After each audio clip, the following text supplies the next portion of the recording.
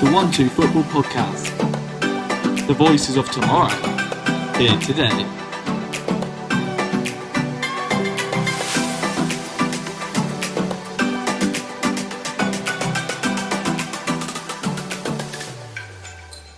Hey guys, welcome back to the O2F Football Podcast. I'm Nathan. I'm joined today by Ollie and Kieran. You alright, guys? Hello. Today we are talking about the three biggest talking points in the Premier League this week. Let's get it started. I thought I'd start with this. A few weeks ago, you may have seen that I wrote something for the website talking about Tottenham's title ambitions. It was poorly timed because it went up the day that we bottled a 3-0 lead against West Ham.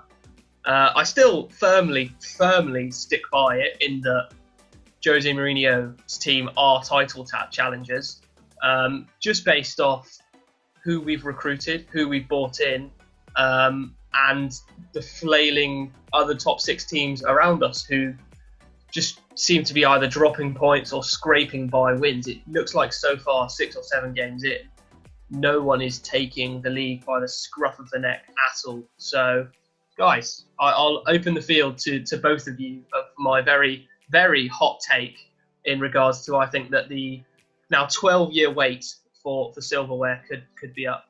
I just think Spurs are very good this season, of course. No one's going to debate that. And I do think Spurs can actually win a trophy this season, certainly. But in terms of winning the league, I just feel as if there's a little bit missing from that Spurs team. I don't know what it is. And maybe it's just that stereotype of Spurs, just not being able to get the job done. I mean, you saw it with the West Ham game today. Obviously, you wrote that article where you're 3-0 up and you're cruising, and a title-winning team probably see that one out. But instead, they concede the 3 goals and drop points. And then, obviously, Europe, it doesn't really have anything to do with the Prem. You've been very solid since that moment, if I'm right. But in terms of winning the league, I definitely think you can challenge. I just think there's a team or two, especially one team, that will probably do it. In my head, will do it. And I've got a bigger chance than Spurs to do it. Can I just say no? You have to give a reason. Yeah, I just look at Tottenham and, yeah, there's no doubts they have strengthened in their squad over the transfer window in the summer. But strengthened enough to be a title-winning team, I just don't see it. I mean, yeah, you made good signings, but are they signings that you would imagine the team like Liverpool, who won it last year, to sign to then go and make their team stronger? Like, yeah, Doherty's a great defender, but is he He's a terrible defender, actually, really. Well, no, I mean, he's a good signing, but like, yeah. I mean, fine, you can argue the point that you got a rubbish defender, that's fine. I mean, yeah, okay, he's a good signing, but is he a signing that you think a title-winning team would sign?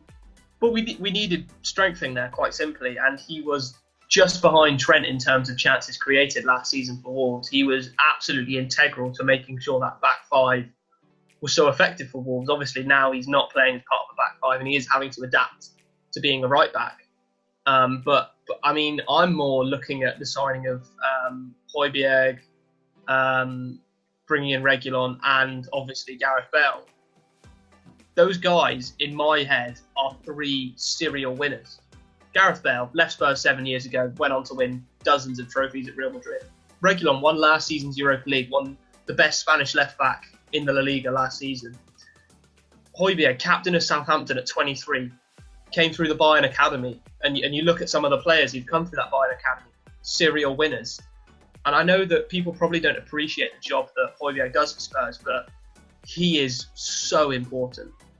So important in breaking up the play, in that he's getting comparisons for Spurs fans to what Moussa Dembele used to do, where he would just be that rock that you have between the defence and the midfield to just sit there, break up the play. And he just looks like a warrior, a leader. I'm being deadly serious here in that in the grand scheme of things, we essentially got him for 3 million because obviously Carl Walker-Peters went the other way for 12 and he came to us for 15. So in terms of that, I think it's an absolute bargain. And just based off the signings that we've made, they're very much in the moment signings. You know, Doherty is probably in his prime right now, 28, 29. Reguilon, it was too good of an opportunity to turn down. Højbjerg is just an absolute machine, and Bale is still firing at his best. He's just been wasted in Madrid. So I think right now, and that's why it's not like, oh, in 2 to 3 years we'll be able to challenge for the league because we've got all these young players coming through. I just think right now is just the best chance to do it with all of the things that are going on and the fact that no one's really pushing themselves out a bit there. It just looks like now is the time to just go for it. I just think you're basing your hopes on a past it player, a player that has had one good season and is just one hell of an expensive loan deal, and then a midfielder that you've just signed from Southampton. Yeah, that's good, yeah, but is he a title-winning material? No. Past it. Bell has not had the best start to life. Yeah, he scored the other day, but he has not had the best restart to life at Spurs. Even, I'm pretty sure he came out in the press conference and says he knows that he's got to do better at one point. Because he's barely played. But he when he has come on, he's not done much. He's looked lethargic. He hasn't been great. He has squandered chances in front of goal. You turn around and say he's a serial winner and that he can score goals. His finishing recently has been very poor. He is a player past it. And whether or not... Because he hasn't played for months. One thing that he's going to bring... He's been sat on Zidane's bench with an umbrella. He didn't care. He does not give a crap about Madrid. One thing he's bringing back to Spurs is a morale boost, I think. He's going to bring that back. Everyone's going to be like, oh, Bell. So it's going to probably take pressure off the players like Kane to succeed. And I think that is showing because Kane and Son are having a really good season. But in terms of the quality, if you're relying on Bale to win you the title this year, then it's not going to work. Well, we're not relying on Bale. You've got the left back. Also, you turn around and said one of the best left backs. Yeah, he had a great season. But, I mean, I saw in the news the other day that Real Madrid are already looking at trying to sign him back in January. So if you're relying on him to also help you win the league, you're not going to have him for much longer. As long as Zinedine Zidane is in a job, Reguilon will stay at Spurs for the allotted time because Zidane just doesn't rate him. He's got Marcelo and Mendy both ahead of him. So, there is a chance that he is, with that buyback clause, he does go back to Madrid. There's every chance of that. And that would be a huge blow for us. But in the moment, right now, we just have to hope that he does stay. And, mate, I'm begging you, please, the next time Spurs are on TV and Højbjerg's playing, just literally Højbjerg can for 90 minutes. You will understand that he's not just some midfielder we signed from Southampton. He's a good player, granted, and I'm not denying that. He is a great player, but I don't think you can rely on him if you want to win the title. You just can't. Not relying on him. You turn around. I've brought up 3 players that we've signed, forgetting that we still have Kane and Son, who've been, so far this season, lethal. They have, but if and Ndombele as well. Don't even get me started on him. If you take Kane and Son out of that team, who have you got that's going to be scoring you them goals? That's going to be doing. Right. Okay. Another thing as well is we actually have depth. We don't always have to rely on Kane and Son to score goals. That's what you've signed. You turn around and say you had a great transfer window. You've done this, done that. You've signed players which add squad depth that don't add that first team talent apart from Reguilon. Because Højbjerg starts. He's the player that's played the most minutes for Spurs this season. Yeah, but if you look at the other players, you're saying that you had a really good thing. You've strengthened the first team really well. Look up the majority of your players aren't in your starting lineup. Also, Hart, what a dead signing. I'm sorry, he's been dead last couple of years and he's not doing anything. Oh my God. Oh, that's such a nothing. Do you know what the thing is, right? He's a winner again. A winner who's done... Imagine how important he is to players in that dressing room who are like 20, 21, just coming through. He is a voice. And if you listen, I watched him in the Spurs game against Last without the crowd noise, and all you can hear is Joe Hart just communicating. And then he pulls off a worldie save, so he hasn't lost it either. I'm not saying he's lost it. I'm just saying I don't think he's the sort of signing that Spurs need to be making. I can only call you Southampton. You've got that dead of players. Well, he's not our first choice keeper. He's not our first choice keeper. I just Nathan, what are you thinking? Do you reckon? I don't know. I felt like the Joe Hart one was a weird one because it's a backup goalkeeper. I mean, Liverpool have Adrian, and I think they're going to win the league. So it kind of doesn't really matter to me. But with Spurs winning, Spurs have had a fantastic transfer window. Certainly added a lot of depth, and I think that's actually important to add a lot of depth to your squad. It's something that Liverpool did this transfer window with the signing of Jota and Simakis, the positions we needed players in. And the one position we avoided to bring depth in has been the one that's been depleted the most, unfortunately, in centre-back.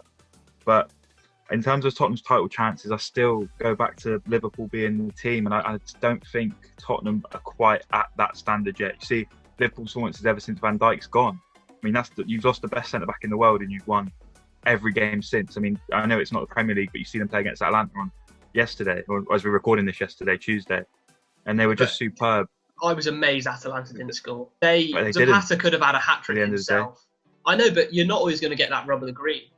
And I think, to be quite honest, Van Dijk's absence is absolutely huge. And at the moment, you aren't paying for it, and you've had some great performances from youngsters, but who's to say that someone like Mikel Antonio, I know you've already played West Ham, but just a striker with a bit of experience, just a bit of a lean, tries to call a penalty, I just can see them maybe snatching a few points off you this season, which is why I think that maybe you'll flutter a bit. Man City don't look great going forward.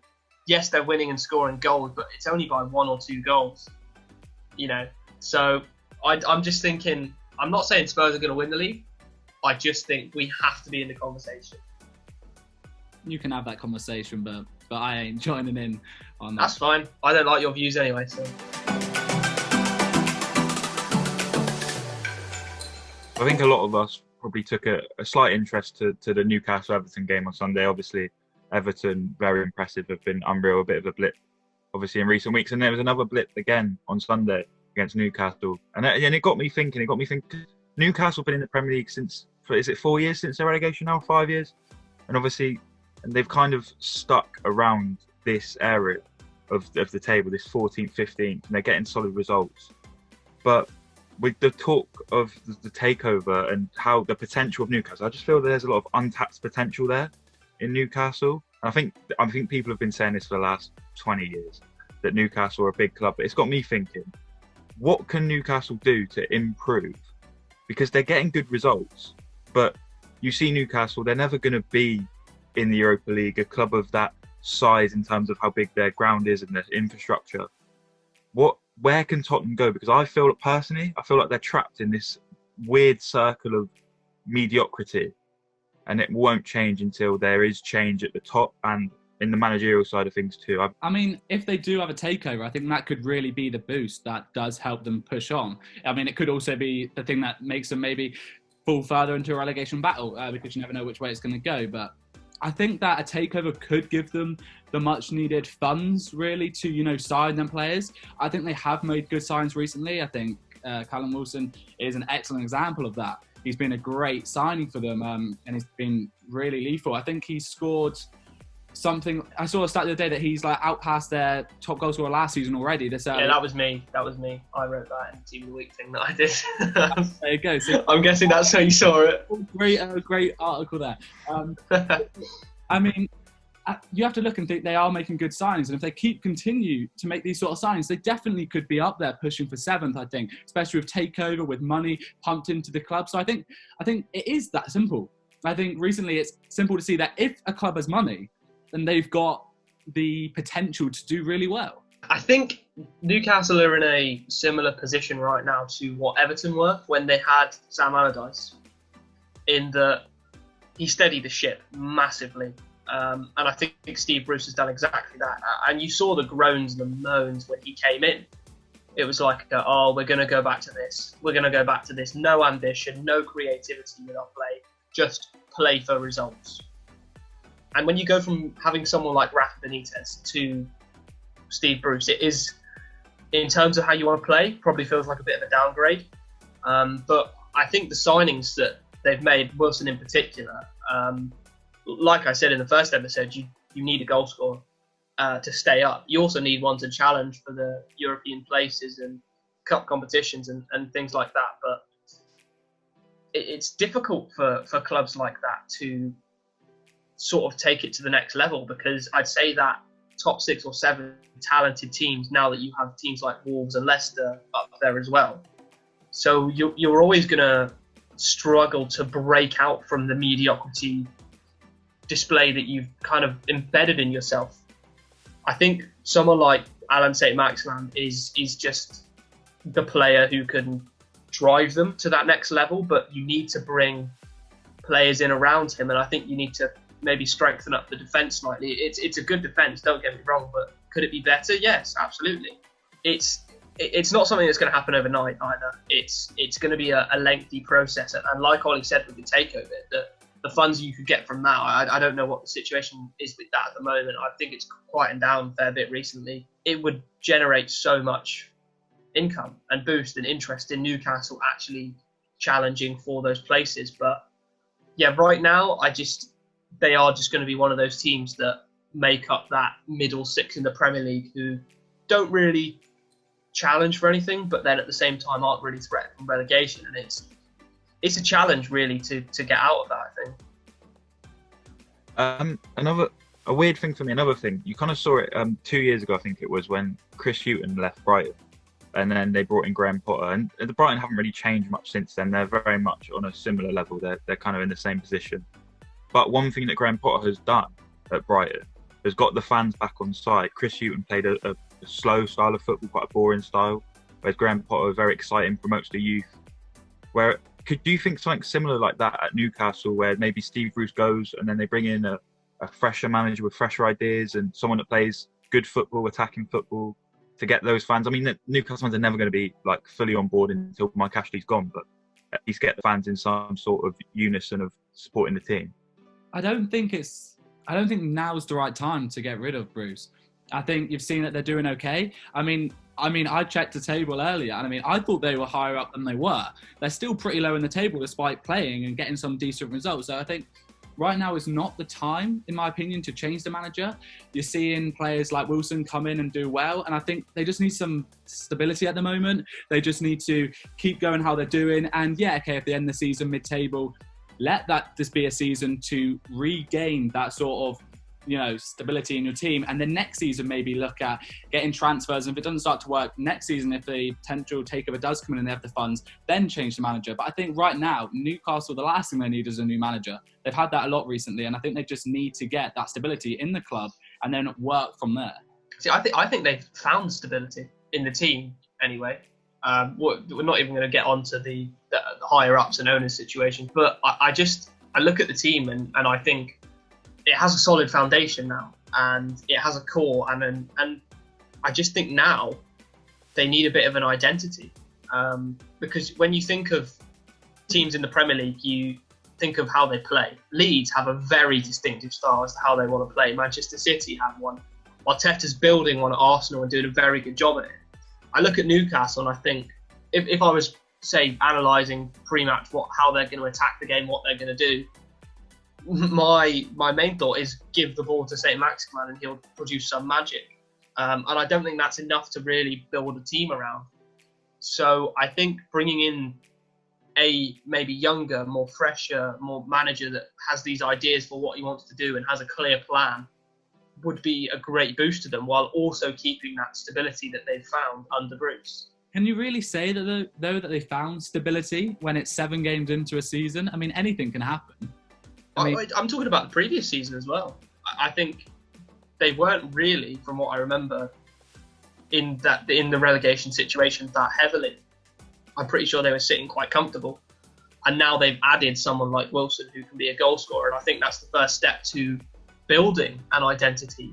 I just don't think that to go that one step further, yeah, you can bring in as many signings as you want, but what happens on the training pitch and what ideas you decide to implement that will impact the results that you have and will show progress. And I just don't think that Steve Bruce is the right manager to take them to the next level. I agree that, yeah, see out for the season, and if they have a comfortable season and they're not really threatened by relegation that much or at all, to then go that one step further, I think you just need fresh blood. And I think that a manager who's younger, off the top of my head, I can't really think of anyone, but I'm sure there's definitely names out there.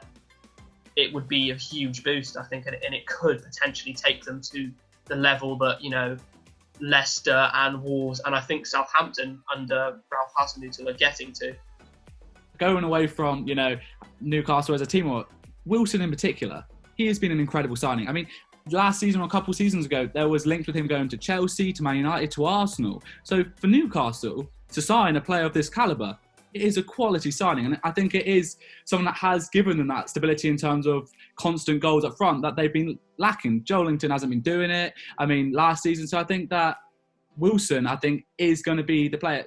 Manager aside, I think without Wilson right now, they would be struggling a lot more than it seems. So I think that you can say they've got stability, but I think the only way they've got stability is by having Wilson up front. I think the signing of Wilson probably tells us something about Newcastle, because, I mean, they still have that drawing power. Newcastle in itself is a big ground. St James Park, one of the best stadiums in the league. You know, you go to Newcastle, I mean, that's a great place to go in the UK anyway. So the signing of Wilson and signing of Fraser as well. Fraser was someone that not that long ago was linked with Arsenal and Liverpool.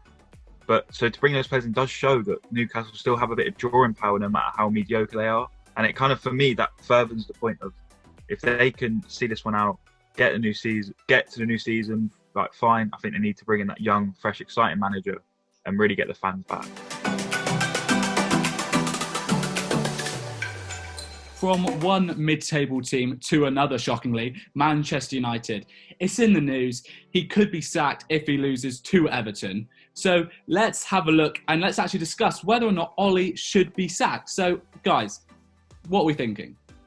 I think so. It's harsh, but I do kind of think so. He does deserve it a fair bit. I mean, there's no looking past the fact Manchester United right now are 15, and they lost. You know, they got battered at home. They've not won at home this season at all. I mean, Old Trafford's meant to be the theatre of dreams, a fortress, guaranteed 3 points to Man United anytime anyone turns up to Old Trafford. But it's not anymore. They're losing games, they're drawing games, they're getting battered, they're getting thrashed by teams that really Manchester United should not be getting thrashed by. So I think in a lot of the criticism, and of course there's a part of it is the players and maybe the lack of, you know, not getting the targets that he wanted in the summer. But for me, I feel like Ole, I think he's going to be someone that is definitely on thin ice in terms of having his job by the next few weeks. I think that I think it's a bit just uncalled for, the criticism. I think, yeah, obviously if you look at United and the team they are, they should be doing better. But I mean, I'm going to direct this one towards you, Nathan, because you're a Liverpool fan, so I want to see what you think of this. The first 100 games for Ole Gunnar Solskjaer, he has a 56% win ratio compared to Klopp's 50% in his first 100 games. So you're saying that he really needs to go. When Klopp was doing this, I'm pretty sure I remember you saying, give him time, you know, let him build on this. And you can turn around and say he spent a lot of money. But if you actually look at this, Ole Gunnar Solskjaer has spent just under £250 million. Klopp, in his first 100 games, had spent just under £235 million, which if you go on the market change between when Klopp had his first 100 to Ole now, they're very similar figures.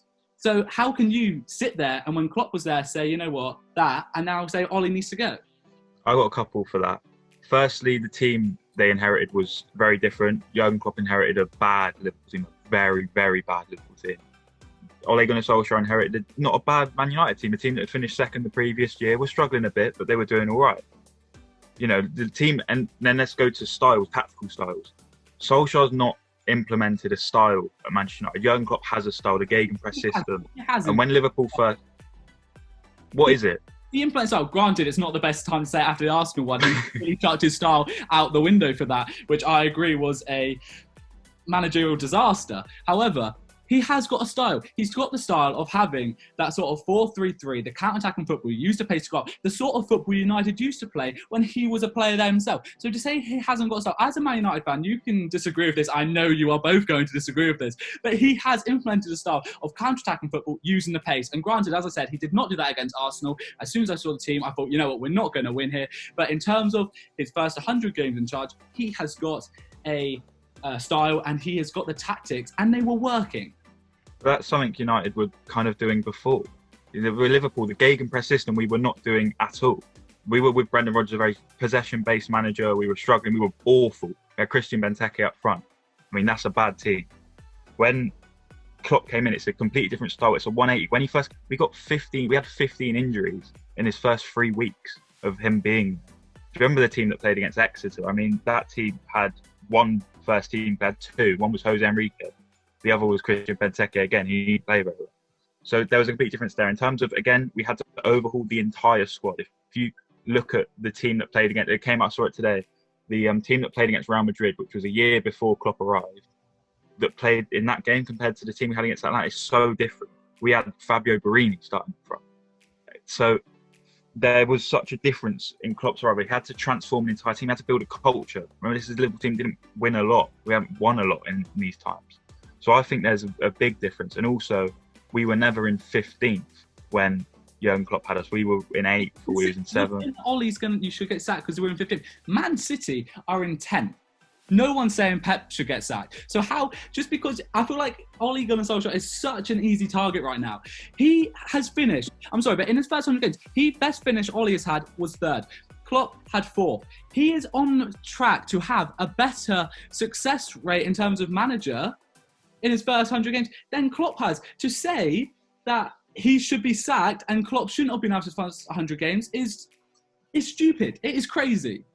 But where are United going to go from it? Do you think Man United can win the league? Do you think Man United building something that's going to win the league? I don't think so. I really do not think so. You look at the squad that Man United have got, and you have got to say that there is definitely the prospect to be a title challenging team maybe in 2 years' time, which is exactly what Klopp was building. Ole Gunnar Solskjaer is building the backbone for a good team. I'm sorry, you look at our goalkeepers. Yeah, okay, De Gea had an off-season last season. He's doing all right now. We've got Dean Henderson to come through. You've got Rashford up front, who is a quality striker. No one can deny that.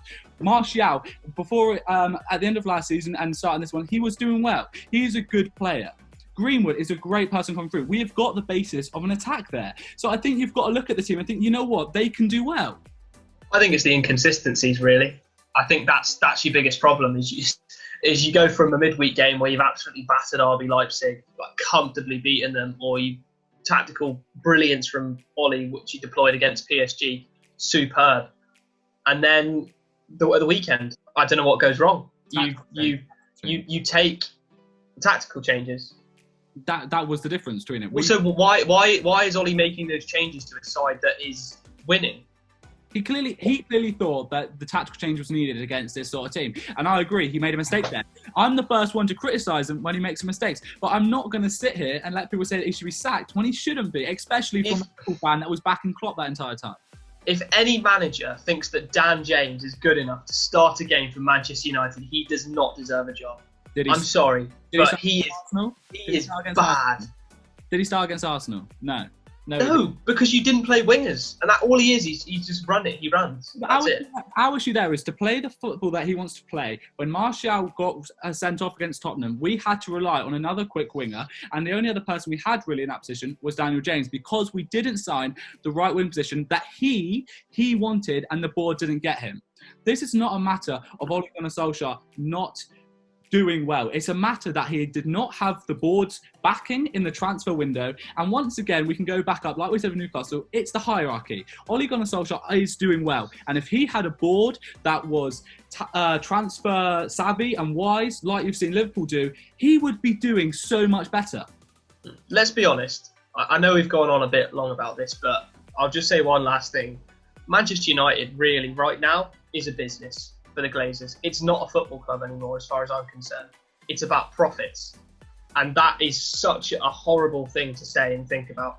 It really is. And it's proven, though, by the lack of funding or the lack of draw. I mean, I'll be the first one to criticise Daniel Levy, but when it comes to making transfers, there is very few people who are better.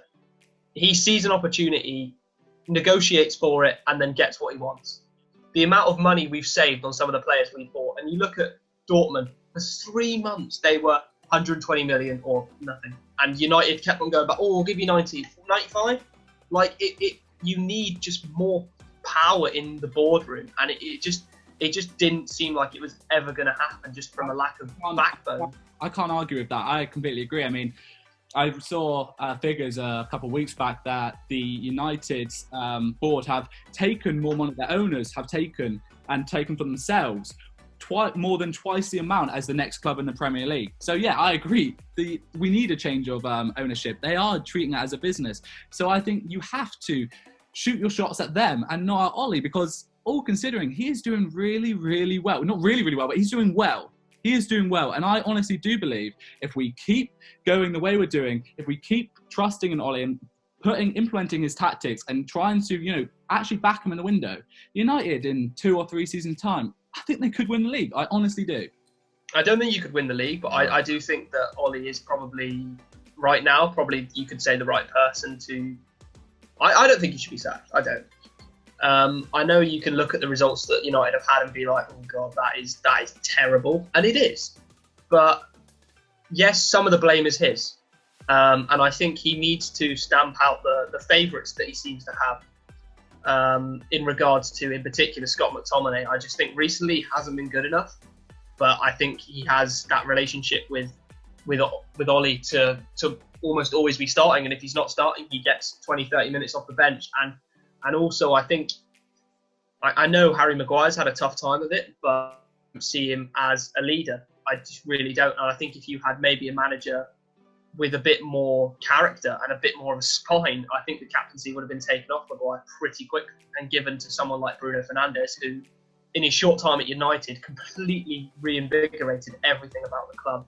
And I consider him to be a leader on and off the pitch. And I think he deserves that captaincy over someone whose inconsistent performances have really cost United recently.